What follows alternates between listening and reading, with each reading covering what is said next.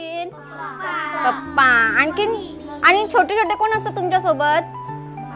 भाऊ आणि बहीण. तुला जशा बहिणी आहेत ना 2 तशाच या दोघी जणी बहिणी आहेत. एकीचं नाव असतं इक्की आणि दुसरीचं नाव असतं दुक्की. चला तर आपण आता स्टोरी सुरू करू.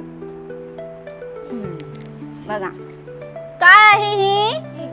इक्की. कोण आहे? का बरेला इक्की नाव दिलं असेल? हा मुलगी आहे ना. हा आणि ही आहे दुक्की. की एक होती दुक्की. त्या दोघी बहिणी होत्या. त्या एका छोट्या घरात राहत होत्या. दुक्कीचे आई बाबा खूप लाड करायचे. दुक्कीला 2 केस होते म्हणून, एकीला 1 केस होता म्हणून. एकीची धावत धावत जंगलात गेली. तिथे तिला रडण्याचा एक आवाज आला. ती जाऊन बघते तर एक झाड बिचारा असा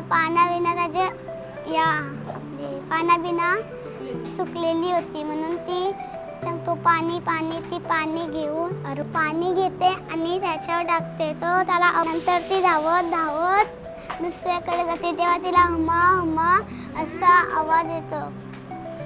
तेव्हा ती त्याला चारा घेऊन देते.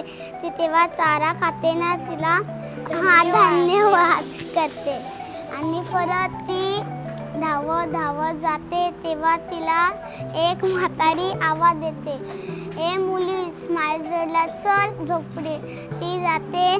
ती खूप घाबरते. सांगते मी नाही. ते चल एकदा सांगितला ना. तर ती घाबरत जाते. तिला एक बादलीत पाणी ठेवलेला होतो ना एक शॅम्पू. ती सांगते अंघोळ कर. ती अंघोळीला जाते. ती शॅम्पू लावते ना केस या करून आपले तिला खूप केस येतात आणि ती खूप खुश होते आणि धावत जाते. दुःखी बघते अरे हिला एवढे केस आलेत ना. ती परत धावत जाते. ती कोणाची मदत नाही करत ना. ती आजीबाई तिला आवाज देते, ए मुली माझ्यासोबत चल. आज आपण पाहिलेल्या स्टोरी टेलिंग मध्ये मुलांची अनेक कौशल्य विकसित झालेली दिसून आली. जसे की कम्युनिकेशन स्किल. शिक्षकांनी काही प्रश्न विचारले, मुलांनी उत्तरे दिली.